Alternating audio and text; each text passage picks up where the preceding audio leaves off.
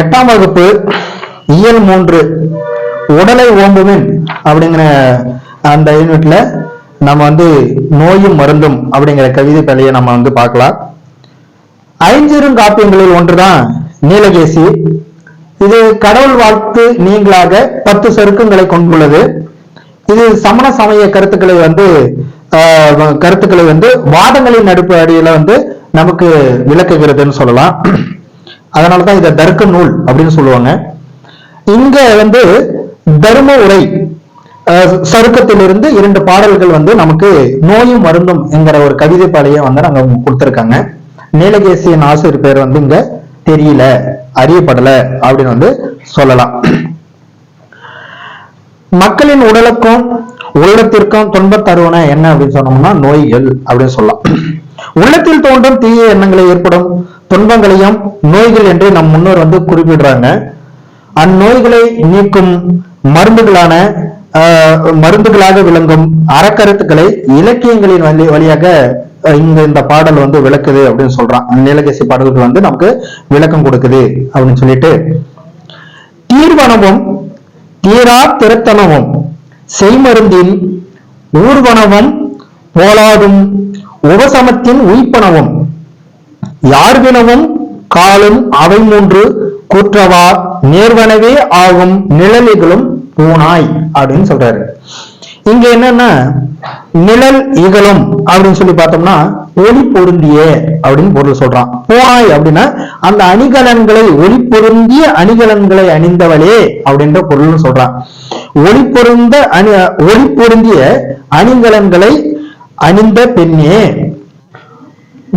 யார் வினவும் காலும் அவை 3 கூற்றவா அப்படின்னு சொல்றாங்க. கூற்றவான்னா பிரிவுகளாக, எத்தனை பிரிவுகளாக? 3 பிரிவுகளாக நோய்களை நம்ம சொல்லலாம் அப்படிங்கிறத சொல்றான். அதுதான் சொல்றான். என்னென்ன அப்படின்னு சொல்லி பார்த்தோம்னா தீர்வனவும் அப்படின்னா, தீர்வனவும்னா நீங்குபவை அப்படிங்கிற பொருள். தீர்வு காணக்கூடியது தீர்வனவும் சொல்றான். தீரா திருத்தனவும் அப்படின்னு சொல்றான். தீரா திருத்தனவும் அப்படின்னு சொல்லும் போது திறத்தன அப்படின்னா தன்மையுடையன, என்னன்னா தீராத தன்மையுடையன அப்படிங்கிற பொருள் நாங்க எடுத்துக்கலாம். சரியா? அதுக்கப்புறம் பார்த்தீங்கன்னா செய்மருந்தின் ஊர்வனமும் போலாதும் உபசமத்தின் உய்ப்பனவும் அப்படிங்கிறான். உபசமம் அப்படின்னா அடங்கி இருத்தல்னு சொல்றான். என்னதான் நம்ம மருந்து எடுத்துக்கிட்டாலும் கூட மேற்புறத்துல ஆரிய புண்ணாகும், உள்காயங்கள் அப்படியே இருக்கும். அது நாட்பட குறையவே குறையாது. மேல்காயங்கள் மட்டும் ஆரியனை போல இருக்கும், உள்காயம் இருந்துகிட்டே இருக்கும். அது தீர்க்கவே முடியாது. இந்த 3 வகையாக இங்க சொல்றாங்க அப்படின்னு சொல்லலாம். அதான் சொல்றாங்க பாருங்க. தீர்வனவும் தீரா திருத்தனவும் செய்மருந்தின் ஊர்வனவும் போலாதும் உபசமத்தின் உய்ப்பனவும் யார்வினவும் காலும் அவை 3 குற்றவா நேர்வனவே ஆகும் நிழலிகளும் போனாய் அப்படின்னு சொல்றாங்க. நோயின் தன்மை பற்றி யார் வினாவினாலும் அது 3 வகை அப்படின்னு சொல்றாங்க. மீண்டும் அதை நான் சொல்றேன். அது என்னென்ன அப்படின்னு சொன்னா, மருந்தினால் நீங்கும் நோய்கள் ஒரு வகை, எதனாலும் தீராத தன்மையுடைய நோய்கள் மற்றொரு வகை, அடங்கி இருப்பின போல வெளி தோற்றத்தில் தெரிந்தாலும் முற்றிலும் தீராமல் உள்ளுக்குள் இருந்து துன்பம் தருவன இன்னொரு வகை அப்படின்னு இந்த 3 வகையா அந்த முதல் பாடல்ல சொல்றாங்க. 2வது பாடல் என்ன சொல்றாங்க அப்படின்னு சொல்லி பார்த்தோம்னா, தேர்தற்கு அரும்பினி தாம் இவை அப்பினி தீர்த்தற்கு உரிய திரியோக மருந்து இவை ஓர்தல் தெளிவோடு ஒழுக்கம் இவை உண்டார் பேர்த்த பிணியுள் பிறவார் பெருகின்பம் உற்றே அப்படின்னு சொல்றாரு. அதாவது பேர்தற்குன்னா அகற்றுவதற்கு, அரும்பினா அந்த நோய் அப்படிங்கிற பொருள் சொல்றாங்க, துன்பம் அப்படிங்கிற பொருளும் நமக்கு சொல்றாங்க. அதாவது அகற்றுவதற்குரிய அரியவைதான் பிறவி துன்பங்கள். தாம் இவை அப்பினி அப்படின்னு சொல்றான். இவற்றை தீர்க்கும் மருந்துகள் 3 அப்படின்னு சொல்றான். அந்த பிறவி துன்பங்களை தீர்க்கக்கூடிய வழிகள் தீர்த்தற்கு உரிய திரியோக மருந்து. திரியோகம் என்றால் 3 என்ற பொருள் இங்க. சரியா? திரியோக மருந்து என்றால் 3 யோக மருந்து இருக்கு. அது என்னென்னு சொல்லி பார்த்தோம்னா, ஓர்தல்னா நல்லறிவு, தெளிவோடு அப்படின்னா நல்காட்சி, ஒழுக்கம் என்றால் நல்லொழுக்கம், இவை உண்டார் பேர்த்த பின்னுள். எப்படியாப்பட்ட நோயில் இருந்தா என்ன பண்ணுவாங்கன்னா பிறவார் பெரிது இன்பமுற்றதான் அவர்கள் வாழ்ந்து இருப்பாங்க, வாழ்வாங்க அப்படின்னு சொல்றான். நமக்கு உணவு முறை ஒண்ணு, ரெண்டாவது பாத்தீங்கன்னா நம்ம உள்ளத்தால் நினைக்கக்கூடிய விஷயங்கள் ஒண்ணு, நல்லதே நினைக்கணும், நல்லறிவா இருக்கணும், அதுதான் சொல்றான். நல்காட்சி நம்ம பார்க்கக்கூடியது நற்காட்சியா இருக்கணுங்கிறான். நல்ல ஒழுக்கத்தோட இருந்தாலே இந்த மூன்றும் நோய்கள் வராம பாதுகாப்புக்காக ஒன்றாக இது இருக்கு அப்படின்னு சொல்லி நோயும் மருந்தும் அப்படின்ற கவிதை பேழையோடு அடுத்து வருகின்ற ஒரு கவிதை பேழை என்னன்னு சொல்லி பார்த்தோம்னா வருமுன் காப்போம் அப்படின்னு சொல்றாங்க.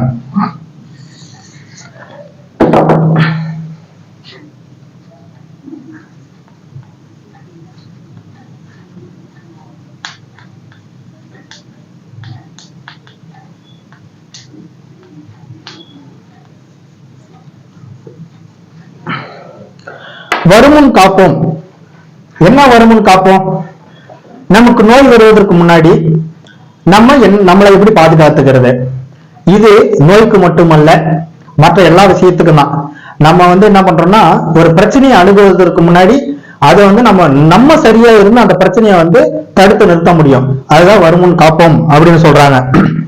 நம்ம கூட தேர்வு வருது, தேர்வு வரும்போது நம்ம முன்னாடியே தயார் நிலையிலிருந்து அதை தகுதியுடைய படிச்சு பாஸ் பண்ணோம்னா அந்த இடத்துல வெற்றிங்கிறது ஒண்ணு கிட்டும். அது காக்கும், நம்மளை காக்கும்.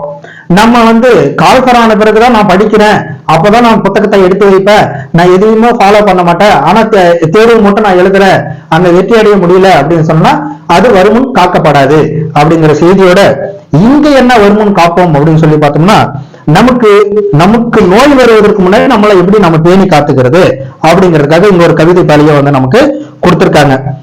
அது பாத்தீங்கன்னா கவிமணி என போற்றப்படுபவர் யாருன்னா தேசிய விநாயகனார். அவர் குமரி மாவட்டம் தேரூரில் பிறந்திருக்காரு. 36 ஆண்டுகள் ஆசிரியராக பணியாற்றி இருக்காரு. ஆசிய ஜோதி, மருமக்கள் வழி மான்மியம், கதர் பிறந்த கதை உள்ளிட்ட பல கவிதை நூல்களையும் உமர் கையா பாடல்கள் என்னும் மொழிபெயர்ப்பு நூலையும் இவர் படிச்சிருக்காரு அப்படின்னு சொல்லலாம். மலரும் மாலையும் என்னும் நூலில் இருந்து இந்த பாடல் வருமுன் காப்போம் பாடல் நமக்கு இங்க பாடமாக கொடுக்கப்பட்டிருக்குது அப்படின்னு சொல்லலாம். இந்த வருமுன் காப்போம் என்பதற்காக ஒரு பழமொழி இங்க கொடுத்திருக்காங்க. அது என்னன்னு சொல்லி பார்த்தோம்னா நோயற்ற வாழ்வே குறைவற்ற செல்வம் அப்படின்னு சொல்றாங்க. அதாவது நோய் வந்த பின்பு தீர்க்க முயல்வதை விட வருமுன் காப்பது நமக்கான அறிவுரிமையா இருக்கணும், நம்ம அறிவா சிந்திக்கணும் அப்படிங்கிறத சொல்றாங்க. அதுக்கு என்னென்னலாம் பண்ணோம் நோய் வருவதற்கு முன்னாடி, அப்ப நம்மளை எப்படியெல்லாம் நம்ம பாதுகாத்துக்கணும் அப்படின்னு சொன்னா நல்ல உணவை எடுத்துக்கணும், சரிவிகித உணவுன்னு சொல்றான். உடல் தூய்மையா வச்சுக்கணுங்கிறான். நம்ம தினமும் குளிக்கணும், தினமும் 20 வேளைகள் குளிக்கணும் அப்படிங்கிறாங்க. நம்ம உடுத்தக்கூடிய ஆடையை சுத்தமா வச்சுக்கணும் அப்படிங்கிறதுக்காக நம்மளை சுற்றி இருக்கக்கூடிய சுற்றுப்புறத்தை சுத்தமா வச்சுக்கணும் அப்படிங்கிறதுக்காக சொல்றாங்க. அதுக்கப்புறம் தினமும் உடற்பயிற்சி இருக்கணும் அப்படிங்கிறதையும் சொல்றாங்க. ஆகியவை இருந்தா இது மூன்றும் நம்ம தினமும் கடைபிடிச்சிட்டு வந்தோம்னா நல்ல உடல் நலத்திற்கு அடிப்படையாக இது அமையும். வருமுன் காப்போம், நம்மளால நோய் வருவதற்கு முன்னாடி காத்துக்க முடியும் அப்படிங்கறத இதான் அடிப்படை விஷயங்கள் சொல்லி பாடத்துக்குள்ள சொல்றாரு பாருங்க. உடலின் உறுதி உடையவரே உலகில் இன்பம் உடையவராம். உடல்ல உறுதி உடையவர் தான், இந்த உலகத்திலேயே அவர்தான் இன்பம் உடையவர்னு சொல்றாரு. இடமும் பொருளும் நோயாளிக்கு இனிய வாழ்வு தந்திடுமோ அப்படின்னு சொல்றாரு. உடல் உறுதியற்ற நிலையில் இருக்கக்கூடிய ஒரு நோயாளருக்கு வாழும் இடமும் கூட என்ன பண்ணுமான்னா நரகமா தான் இருக்கும், செல்வமோ என்ன பண்ணுவோம் இனிய வாழ்வு தாராது அப்படின்னு சொல்றாங்க. சுத்தம் உள்ள இடம் எங்கும் சுகமும் உண்டு, நீ அதனை நித்தம் பேணுவையில் நீண்ட ஆயுள் பெறுவாயே அப்படின்னு சொல்றாரு. சுத்தம் உள்ள இடம், நம்ம சுத்தமா வச்சிருக்கக்கூடிய இடத்துல என்ன பண்ணுவாரு சுகமும் உண்டுன்னு சொல்றாரு. சுத்தம் உள்ள இடத்துல எப்பவுமே சுகமா தான் இருக்க முடியும், நீ அதனை நித்தம் பேணுவையில் அப்படின்னு சொல்ற. நித்தம்னா நாள்தோறும் இதை நீ கடைபிடிச்ச அப்படின்னா நீண்ட ஆயுளோட வாழ்வாயாக அப்படின்னு சொல்றாங்க. காலை மாலை உலாவினதம் அப்படின்னு சொல்றாரு. காலை மாலை உலாவினதம் காற்று வாங்கி வருவோரின் காலை தொட்டு கொம்பிட்டு காலன் ஓடி போவானே அப்படின்னு சொல்றாங்க. அதாவது காலையும் மாலையும் நடைப்பயிற்சி மேற்கொண்டு யார் ஒருத்தர் காற்று நல்ல காற்றை சுவாசித்து வருகிறார்களோ அவர்களுடைய காலையை தொட்டுட்டு கும்பிட்டு என்ன பண்ணோம்னா காலன்னா யமன், அப்படிப்பட்ட நம்மளை நோய் பாதிக்கப்பட்டு நம்மளை கொன்று தூக்கி செல்லக்கூடிய யமன் கூட என்ன பண்ணுவான் காலத்தை விட்டு கும்பிட்டு ஓடிடுவான் அப்படின்னு சொல்ற. கூலையே நீ குடித்தாலும் குளித்த பிறகு குடியப்பா, யாழையே நீ ஆனாலும் இரவில் நன்றாய் உறங்கப்பான்னு சொல்றாரு. என்கிட்ட வந்து நான் செல்வ செழிப்போட நான் உணவு 3 வேளையும் சாப்பிடணும்னு அவசியம் இல்லை. கூழையே நீ குடிச்சாலும் கூட அது குளித்த பிறகு குடிய. ஏழையா ஆனாலும் நான் கந்தை, அதாவது நான் ரொம்ப ஏழ்மையானவன், என்கிட்ட வந்து கிழிஞ்ச துணி தான் இருக்கு அப்படின்னாலும் அதை என்ன பண்றோம்னா கையால கூட நம்ம தச்சு கூட என்ன பண்ணோம்னா அதை கசக்கி கட்டு அப்படிங்கிறத சொல்றாங்க. ஏழையே நீ ஆனாலும் அந்த மாதிரி சுத்தமான ஆடைகளை அணிந்து இரவில் என்ன பண்ண நன்றாக தூங்கு, இதுவே நமக்கு நோய் வராம பாதுகாக்கும் அப்படின்னு சொல்றாரு. மட்டு உணவை உண்ணாமல் வாரி வாரி தின்பாயில் திட்டுமுட்டு பட்டிடுவாய், தினமும் பாயில் விழுந்துடுவாய் அப்படின்னு சொல்றாங்க. ஒரு லிமிட் இல்லாம அளவாக அப்படின்னு சொல்றாங்க. அதாவது திட்டுமுட்டுன்னா தடுமாற்றம் அப்படிங்கிற ஒரு பொருளுங்க, மட்டு அப்படின்னா அளவு அப்படிங்கிற பொருள். ஒரு அளவாக நம்ம உண்ணாம அதிகம் உண்டா என்ன ஆகும் அப்படின்னு சொன்னா செரிமானம் என்ன பண்ணா தடுமாறி நாள்தோறும் வாரி வாரி தின்பாயில் திட்டுமுட்டு பட்டிடுவாய் அப்படின்னா திட்டுமுட்டு என்பது தடுமாற்றத்தோட என்ன பண்றோம் தினமும் பாயில் விழுந்துடுவாய்னா நோய்வாய்ப்பட்டு நம்ம எப்பவுமே விழுந்துருவோம் சொல்றோம். இப்ப எல்லாம் வந்து ஃபாஸ்ட் ஃபுட் நிறைய வந்துருச்சு, அதெல்லாம் நம்ம அதிகமா சாப்பிட்டுக்கிட்டு இருக்கிறோம். அப்படி சாப்பிட்டோம் அப்படின்னா நோய்கள் மிக அருகில் நமக்கு இருக்கு அப்படிங்கறதான் வந்து அவர் இந்த பாடல் வழியை நமக்கு உணர்த்துறாரு. அதனால சரியான சரிவிகித உணவை நம்ம எடுத்துக்கணும் அப்படிங்கறத சொல்றாங்க. தூய காற்றும் நன்னீரும் சுண்ட பசித்த பின் உணவும் நோயை ஓட்டி விடுமப்பா 100 வயது தருமப்பா அப்படின்னு சொல்றாங்க. தூய காற்று இருக்கணும், நன்னீர் அதாவது நல்ல தண்ணீர் குடிநீர் வந்து இருக்கணும், சுண்ட பசித்த நன்கு பசித்த பிறகுதான் உணவு உண்ணணும். இதெல்லாம் இப்படி பின்பற்றணும் அப்படின்னு சொன்ன பாத்தீங்கன்னா நோய் ஓட்டி விடுமப்பா, நோய் இல்லாம நம்மள அண்டாம என்ன பண்ணிக்கலாம் பாதுகாக்க முடியும். 100 வயது வரைக்கும் நலமுடன் வாழலாம் அப்படின்னு சொல்றாரு. அருமை உடலின் நலம் எல்லாம் அடையும் வழிகள் அறிவாயே, வருமுன் நோயை காப்பாயே, வையம் புகழ வாழ்வாயே அப்படின்னு வந்து இங்க சொல்றாரு. என்னன்னா அருமை உடனே நம்மளுடைய உடலானது உண்மையிலே மிகவும் அற்புதமான ஒரு படைப்பு தான் இந்த கடவுளோட படைப்பு அப்படின்னு சொல்றான். ஏதோ இப்போ நமக்கு வந்து ஒரு பார்ட் நம்ம உடல்ல ஒரு பார்ட் வேலை செய்யல அப்படின்னா இதை போய் நம்ம கழட்டி வச்சுட்டு சர்வீஸ்க்கு விட்டுட்டு மீண்டும் எடுத்துட்டு வந்து நம்ம பொருத்திக்கு போறதில்ல. அதை வந்து நம்ம தக்க வச்சுக்கணும் எப்பவுமே, அதான் சொல்றாங்க. அதுக்கு நம்ம எடுத்துக்கூடிய உணவு முறைகள் அதுக்கான வழிமுறைகளாக இவர் பாடல் வழி சொல்றாரு. அருமை உடலின் நலம் எல்லாம் அதை நம்ம எப்பவுமே பாதுகாத்துக்கிட்டே வரணும். அதை அடையும் வழிகள் அறிவாய, அத வந்து நோய்கள் வராம நம்ம உடலை வந்து பாதுகாப்பதற்காக என்னென்னவெல்லாம் நம்ம செய்யணும் அப்படிங்கிற வழிமுறைகளை நீ அறியணும். வருமுன் நோயை காப்பாவே அப்படின்னு சொல்றாரு. அதாவது நோய் வருவதற்கு முன்னாடி நம்மள என்ன பண்ணிக்கணும் பாதுகாத்துக்கணும். அப்படி பாதுகாத்தோம்னா வையம் இந்த பூமியே நம்ம புகழ, அதாவது இந்த பூமியிலே புகழ்ந்து வாழ்வதற்காக நம்ம தகுதியுடையவர்களாக மாறிடுவோம். இந்த உலகம் புகழ நம்ம என்ன பண்ணுவோம் வாழ்வோம் அப்படின்னு வந்து நமக்கு கவிமணி அவர்கள் வந்து மிக அழகாக உடலை எப்படி உறுதி செய்வது என்பதற்காக தெளிவாக சொல்லியிருக்காரு அப்படின்னு வந்து சொல்லலாம். அடுத்து பாத்தீங்கன்னா தமிழர் மருத்துவம் அப்படின்னு சொல்லிட்டு பாக்குறாங்க. நமக்கு உடலெல்லாம் நம்ம எப்படி வச்சுக்கணும், வருமுன் வந்து எப்படி வந்து நம்ம நோய் இல்லாம பாதுகாத்துக்கணும் அப்படிங்கிற செய்தியோட தமிழருடைய மருத்துவம் வந்து மிக மிக முக்கியமானதாக உரைநடை உலகத்துல வந்து நமக்கு கொடுத்திருக்காங்க. மருந்தென வேண்டாவாம் யாக்கைக்கு அருந்தியது அகற்றது போற்றி உனின் அப்படின்னு வந்து சொல்றாரு. அடுத்து நம்ம பார்க்க போறது தமிழருடைய மருத்துவம் எவ்வளவு முக்கியமானது அப்படின்னா உரைநடையில வந்து இங்க கொடுத்திருக்காங்க. தமிழர் மருத்துவம்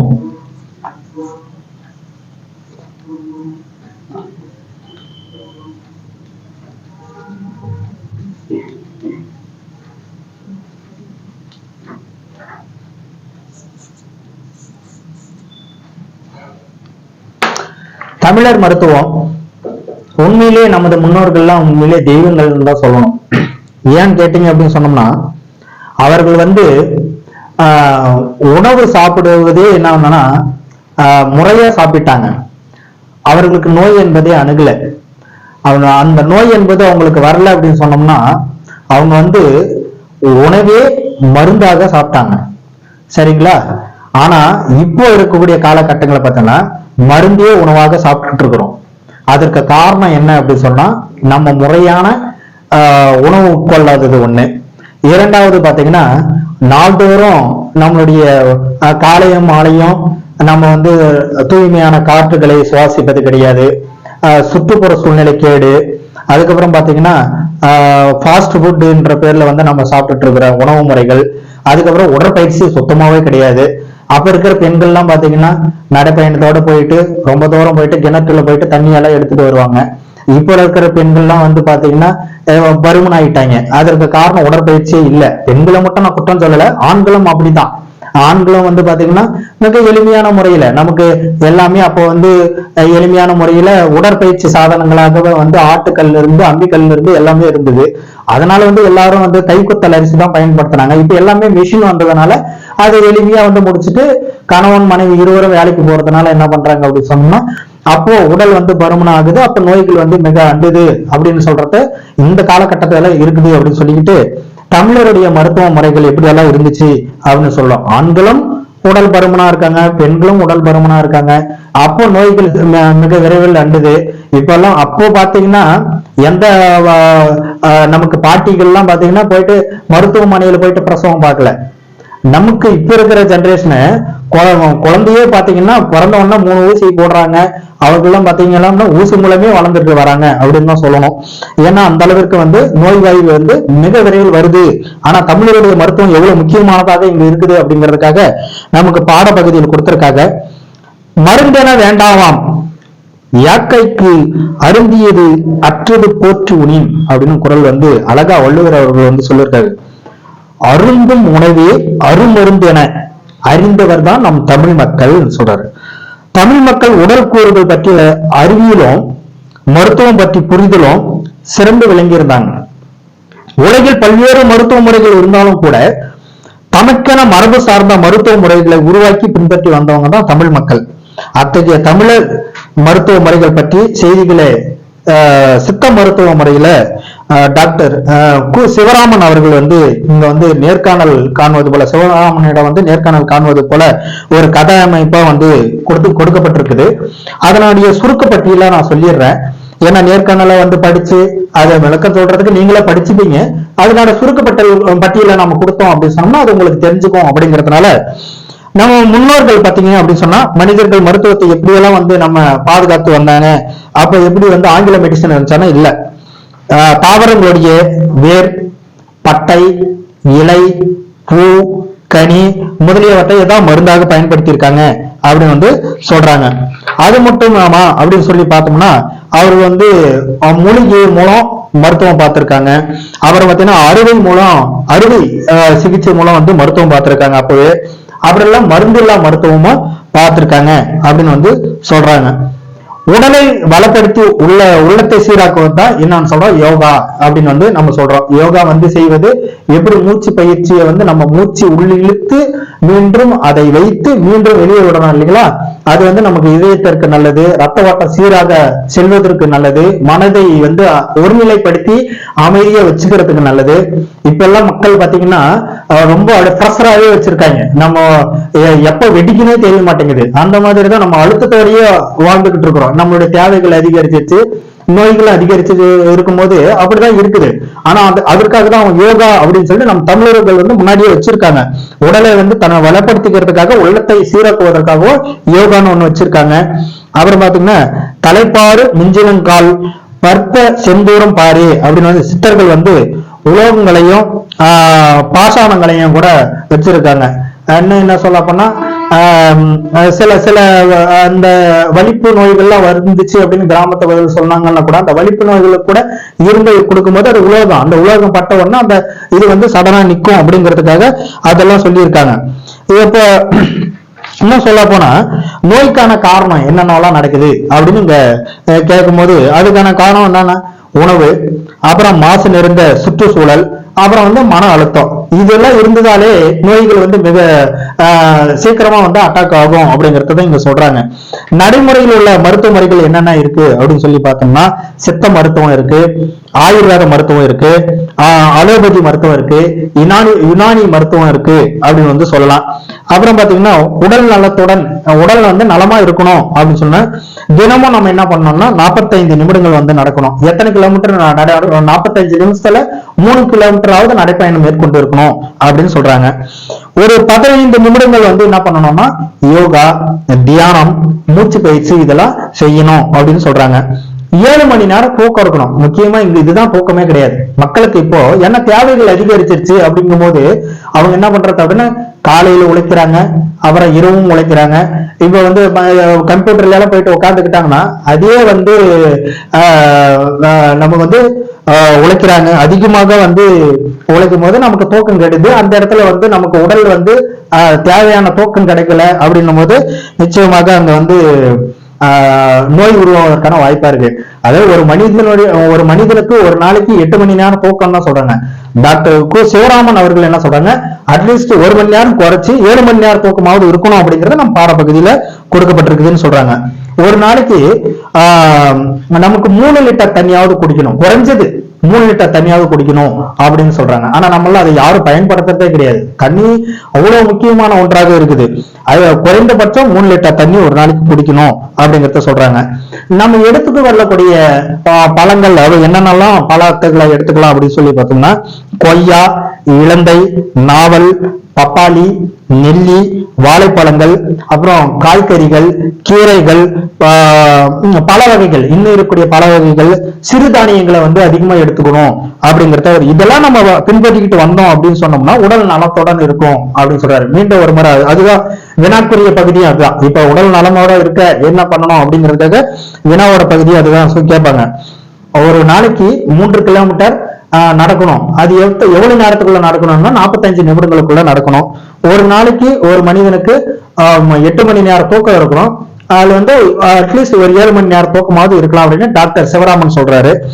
15 நிமிடமாவது ஒரு நாளைக்கு யோகா, தியானம், மூச்சு பயிற்சி இதை செய்யணுங்கிறாங்க. அதுக்கப்புறம் பாத்தீங்கன்னா ஒரு நாளைக்கு 3 லிட்டர் தண்ணி குடிக்கணும் அப்படிங்கறதையும் அவர் வந்து இந்த சித்த மருத்துவம் தமிழருடைய மருத்துவ முறையில வந்து அவரு சொல்லியிருக்காரு அப்படின்னு சொல்லிட்டு அதுக்கப்புறம் பாத்தீங்கன்னா தலைக்குள் ஓர் உலகம் அப்படிங்கிற ஒரு விரிவானம் தான் நம்ம இங்க பார்க்க போறோம்.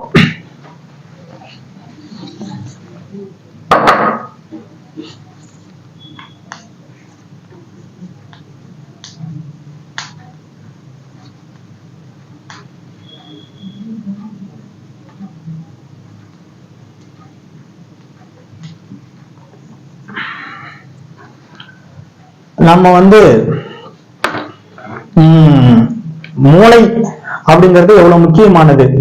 அந்த மூளையின் மூலம் நம்ம எவ்வளவு விஷயத்த வந்து கொண்டு வர முடியும், எவ்வளவு சிந்திக்க முடியும் அப்படிங்கறதான் அவர் என்ன சொல்றாருன்னா இந்த உலகத்துல நம்ம இல்ல, நம்ம மூளைக்குள்ளதான் இந்த உலகமே அடங்கி இருக்குது அப்படிங்கிற செய்தியை தான் இங்க மிக எளிமையா வந்து நமக்கு சொல்லியிருக்காங்க. விரிவானத்துல வந்து சொல்லியிருக்காங்க. உலகத்திலேயே மிக வியப்பானது எது அப்படின்னு சொல்லி பார்த்தோம்னா மனித மூளை தான் அப்படின்னு சொல்றாங்க. ஒண்ணும் இல்ல, இப்ப வந்து ஒரு கால்குலேட்டர் எடுத்துக்கிறீங்க, நம்பர் தட்டிங்க, டக்குன்னு வந்து அது வந்து அதற்கான விடையை வந்து கொடுக்குது. அதே போல கம்ப்யூட்டர் எல்லாருக்கிட்டையும் மொபைல் போன் இருக்குது அப்படின்னு எடுத்துக்கும் போது மொபைல் போன்ல ஒரு விஷயத்த தட்டும் போது டக்குன்னு நம்ம அதுக்கான விடை வந்து உடனே கிடைக்குது. ஆனா என்ன ஒரு விஷயம்னா அதிசயம்னா இந்த மொபைல் போனையும் கம்ப்யூட்டரையும் கண்டுபிடிச்சது அந்த மூளை தான். அது ரொம்ப முக்கியமானது இல்லையா? அதை நம்ம வந்து என்ன பண்ணணும்னா எப்பயும் அந்த மூளையை வந்து என்ன பண்ணா ஊனமாக்காம பாத்துக்கணும் அப்படிங்கறதுதான் இந்த மூளையோட சிறப்புகளை பத்தி வந்து மிக அழகாக நமக்கு வந்து ஆசிரியர் சுஜாதா அவர்கள் வந்து மிக தெளிவாக தலைக்குள் ஓர் உலகம் அப்படிங்கறத வந்து நமக்கு மிக தெளிவா சொல்லியிருக்காங்க. ஆசிரியர் பெயர் என்ன அப்படின்னு சொல்லி பார்த்தோம்னா சுஜாதா. அவருடைய இயற்பெயர் பார்த்தீங்கன்னா ரங்கராஜன். அதாவது ரங்கராஜனுடைய மனைவி பெயர் தான் சுஜாதா. அவருடைய மனைவி பெயர்ல எழுதிட்டு வந்ததுனால அந்த பெயரை வந்து அவரு தனக்கான ஆசிரியர் பெயரா வச்சுக்கிட்டாரு அப்படின்னு சொல்லலாம். இவருடைய நூல்கள் என்னென்ன அப்படின்னு சொல்லி பார்த்தோம்னா என் இனிய எந்திரா, மீண்டும் ஜுனோ, ஸ்ரீரங்க தேவதைகள், தூண்டில் கதைகள், தலைமைச் செயலகம். அதுக்கப்புறம் இவர் என்னென்ன துறைகள்ல எல்லாம் வந்து சிறந்து விளங்கினாரு அப்படின்னு சொல்லி பார்த்தோம்னா சிறுகதைகள், புதினங்கள், நாடகங்கள், அறிவியல் புனைவு கதைகள், திரைப்பட கதை, வசனம் இதுல எழுதுவதெல்லாம் இவர் வந்து மிக சிறந்து விளங்கியிருக்காரு அப்படின்னு தான் சொல்லணும். இவர் வந்து மின்னணு வாக்கு இயந்திரம் உருவாக்கும் பணியில் வந்து முக்கிய பங்காற்றி இருக்காரு அப்படிங்கறத ரொம்ப ரொம்ப ரொம்ப ரொம்ப முக்கியமான அது வினா கேட்கக்கூடிய பகுதியா இருக்கும். அதே போல அவருடைய நூல்கள்லாம் நீங்க படிச்சுக்கிறது ரொம்ப ரொம்ப நல்லது. தலைக்குள் ஒரு உலகம் அப்படிங்கறத பத்தி நாம இந்த பாடத்துக்குள்ள போகும்போது, நமது மனித மூளை அப்படிங்கிறது உலகிலே மிகவும் அடர்த்தியான சிக்கலான ஒரு பொருள் தான் மூளை அப்படின்னு சொல்றாங்க. அந்த மூளை பார்த்தீங்கன்னா அந்த மூளையில இருக்கக்கூடியது செல்களின் எண்ணிக்கை எவ்வளவு இருக்கான்னா ட்ரில்லியன் சொல்றான். அதாவது 10,000 கோடி நியூரான்கள் அடங்கி இருக்கிறதா அந்த மூளையா, மனித மூளை. எவ்வளவு முக்கியமானதை பார்த்துக்குங்க. மூளையின் அமைப்பு எப்படி இருக்கு, அந்த மூளை நம்ம பாக்குறோம், அது எவ்வளவு எண்ணிக்கையில் செல்கள் அடங்கியிருக்கு அப்படின்னு சொன்னா 10,000 கோடி நியூரான்களை அடக்கியிருக்குது. அதான் ட்ரில்லியன் சொல்றான். அதே போல அந்த மூளையோட அமைப்பு எப்படி இருக்கு அப்படின்னு சொல்லி பார்த்தோம்னா, முட்டைக்கோஸ் இருக்கு இல்லைங்களா, முட்டைக்கோஸ் ஒரு இதழ் வந்து மூடி இருக்கும் இல்லையா, அது ஒரு காட்சி உருண்டையா தெரியுது இல்லையா, அது போல நம்மளுடைய மனித மூளை இருக்கான். அதே போலவும் வெங்காயத்தையும் வந்து இரண்டும் வந்து அந்த மூளையோட அமைப்பாக இருக்கு அப்படிங்கிறதையும் இங்க சொல்றாங்க. அதுக்கப்புறம் பாத்தீங்கன்னா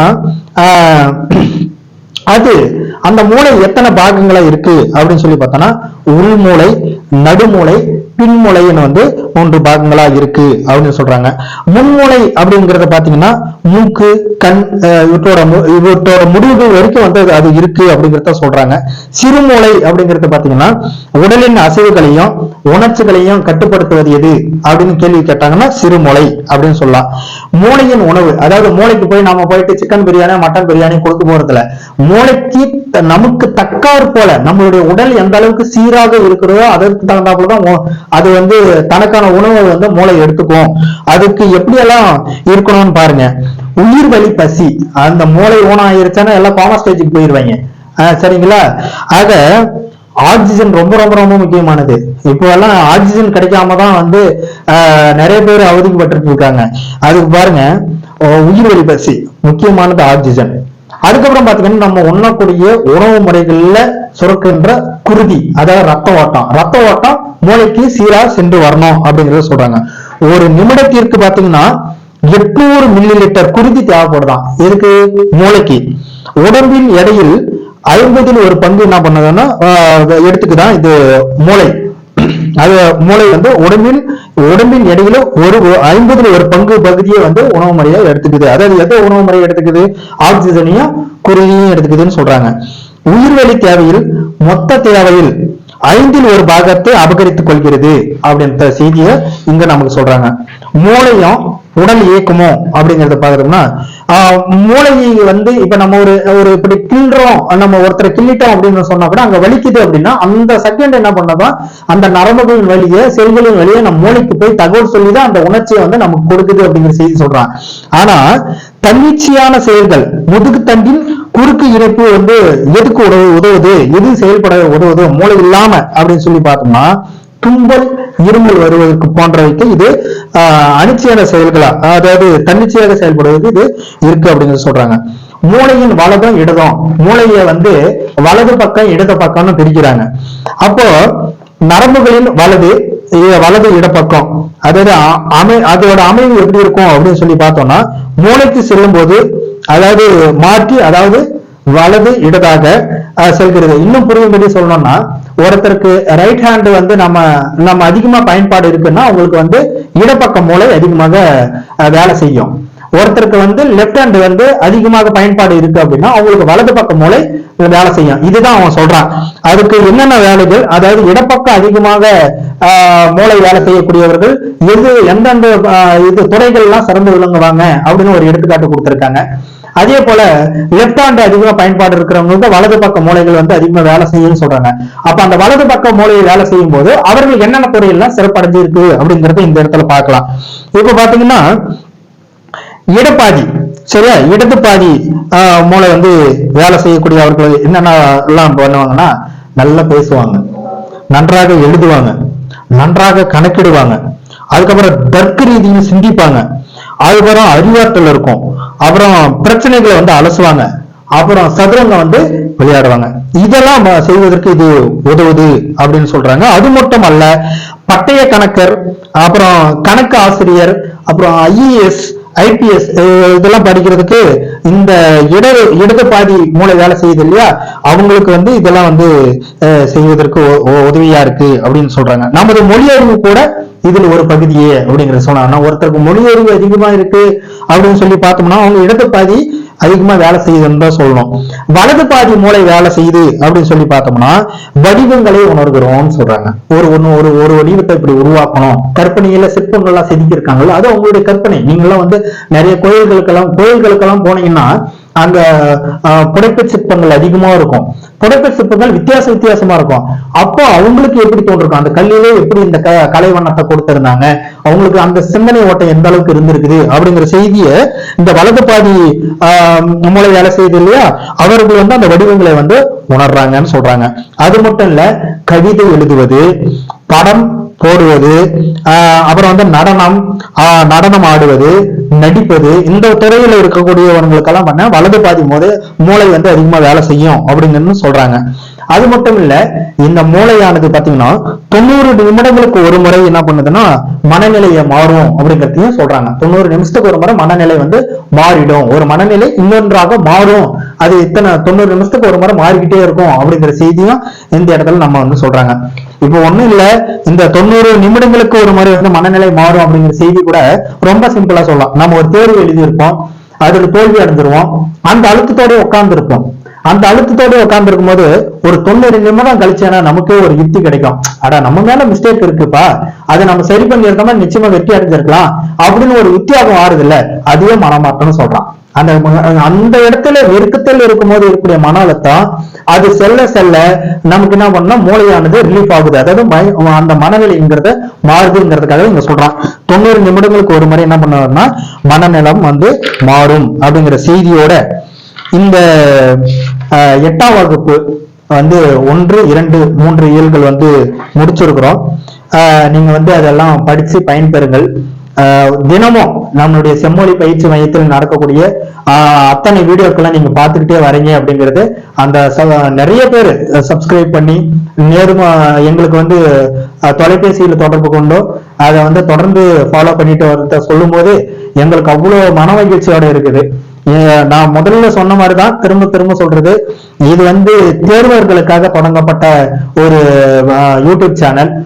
இதுல வந்து ஒரு சில மிஸ்டேக் கூட நடக்கும், ஏன்னா நாங்களே இதுதான் முதல் முறையா வந்து இந்த சேனல் வந்து ஓபன் பண்ணி செய்துட்டு இருக்கிறோம்.